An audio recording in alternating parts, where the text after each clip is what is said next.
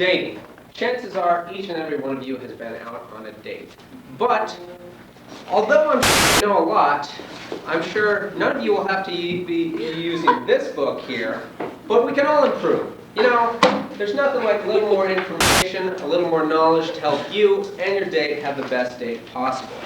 So first off, all right, you got your date. Well, what are you going to do? Personalize the date. That is very important.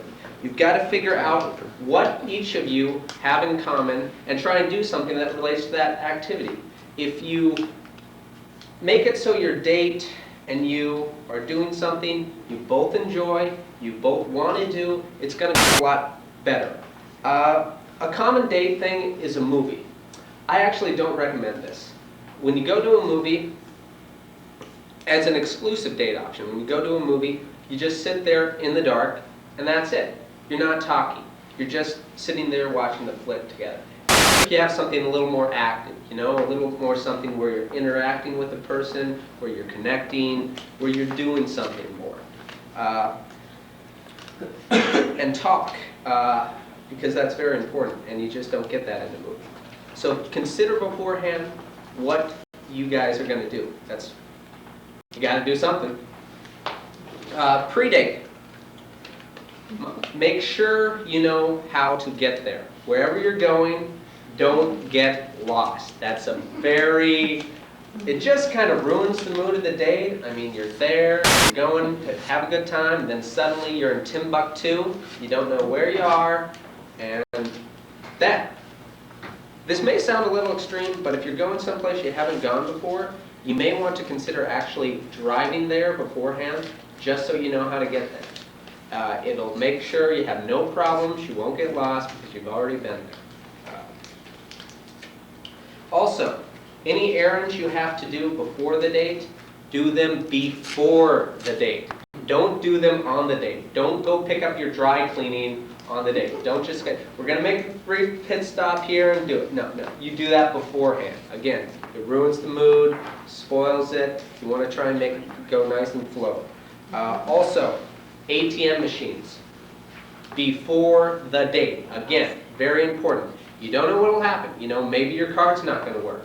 Maybe your amount's overdrawn. And if it happens during the date, then what you're going to do? You know, you may have a credit card, but you may not.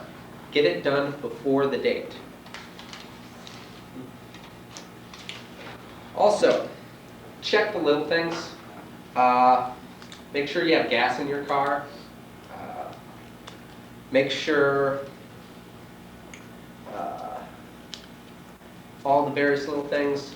Comb your hair, brush your teeth, use a little mouth spray, and since this is Oregon, you know, prepare for rain. We're going to get it, you know, you're going, and oh no, you walk out of the car and it's raining. Oh no, we're going to get all wet. No, because you brought an umbrella. You prepared. You were thinking ahead. And so things are going to go a lot smoother because of that. And you know, you got the umbrella. Hey, you've got to stand close to each other because there's only one umbrella. I mean, hey, that's something right there. Also, advice to the guys.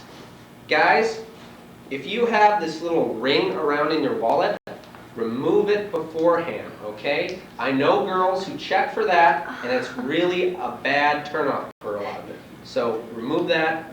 It's not good. Also, dressing for the date. It's variable. It depends on what you're going to do for the date. If you're going to a big opera, you know, some big fancy dinner, the last thing you're going to want to do is wear something like this, okay? Because this doesn't work. You know, you're at the opera, just chilling. It's not good. So what should you wear? Well, there's no set answers, but I recommend something in light casual for most dates. Abercrombie and Finch, Old Navy, you know, it'll put you good for any situation. I mean, that just looks a lot better.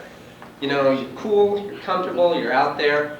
You can go to a nice restaurant if you need to, or you can just hang out and chill, because you're fit for any occasion. But again, personalize it. Dress appropriately. Don't overdress either.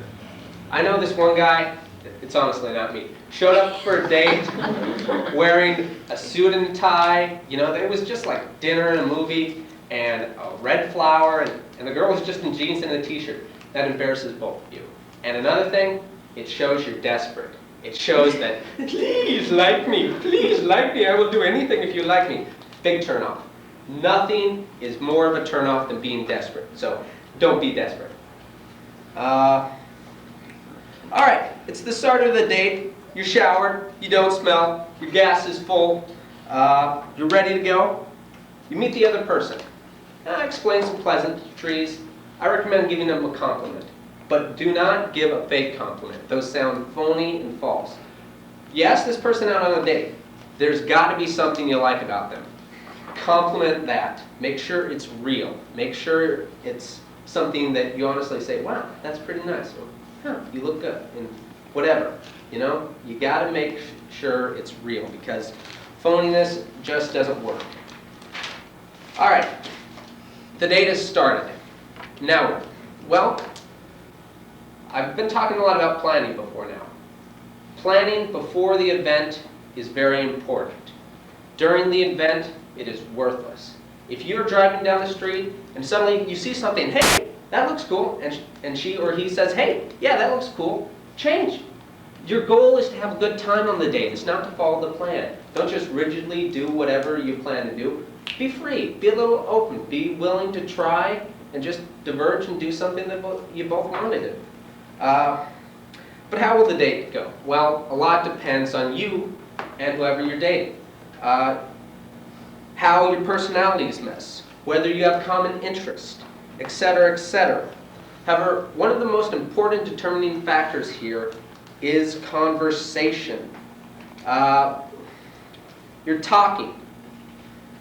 Everything is going fine. You're talking, you're sharing, all this stuff, asking, and then, boom, silence.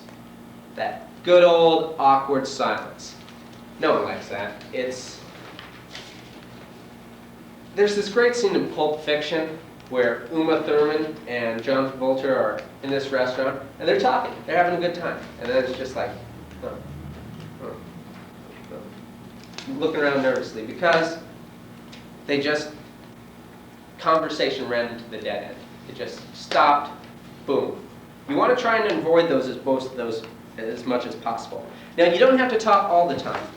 That looks bad too. If you're nervous all the time going, hey, yeah, and this, and this, and this, and never let there be any silences, that's bad too. But you want to avoid the awkward silences. You want to avoid the ones where you're having the conversation going, and then it seems like you both want to continue, but it's not. How to best stop that? Well, you gotta, first, I recommend knowing what type of conversation you are. Are you a person who's shy? Are you a person who needs to talk a lot? Are you the person who's very inquisitive, wants to know everything about the other person? Find out what your low point in conversations is, what your weakness is, and try and work on that as much as possible.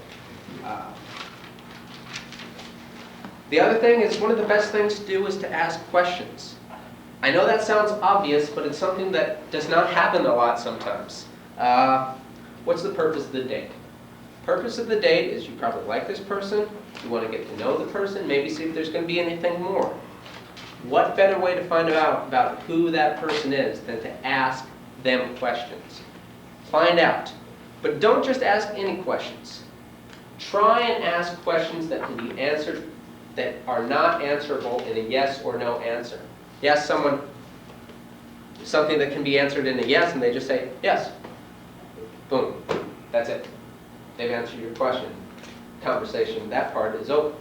You want to try and get them a question that can be explained, that can be talked about for a while. Something that they'll just let the conversation flow, let it ebb, let it wax and wane, as it were. Go. Try and get that, not just straight up yes or no questions.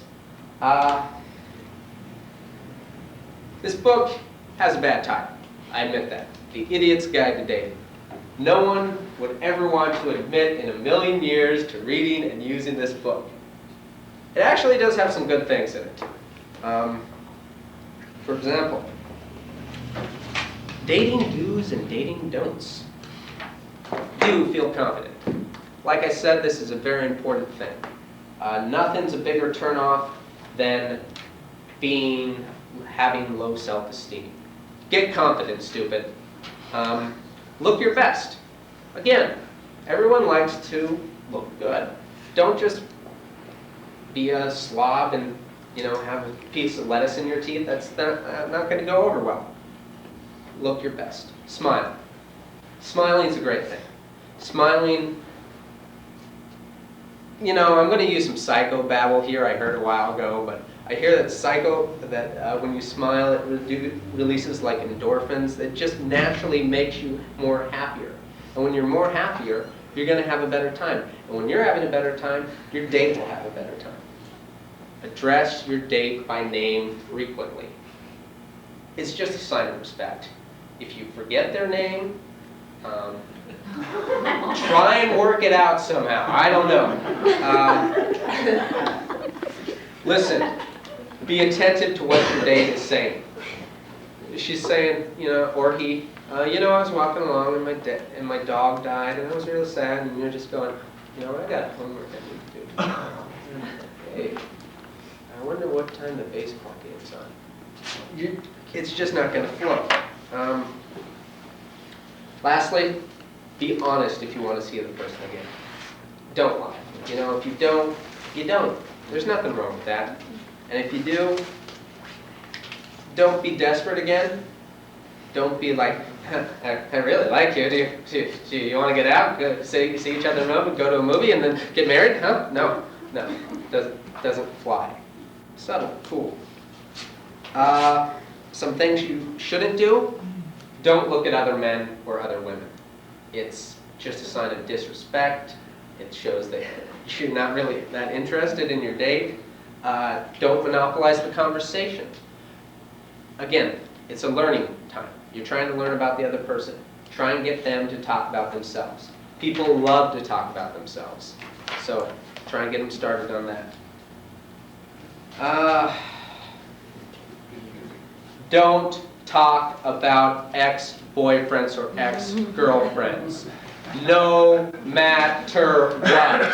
I cannot stress this enough. It is really, really nothing's worse, Lettuce in your teeth, ring in your wallet. Nothing compares to talking about your ex-boyfriend or ex-girlfriend. It's really a bad thing to do. Don't become intoxicated. Unless you're doing it together. If you're both getting intoxicated, then it's more acceptable. But if you're just sloshing them back and your partner's not, that's not going to go well. Finally, the end of the date.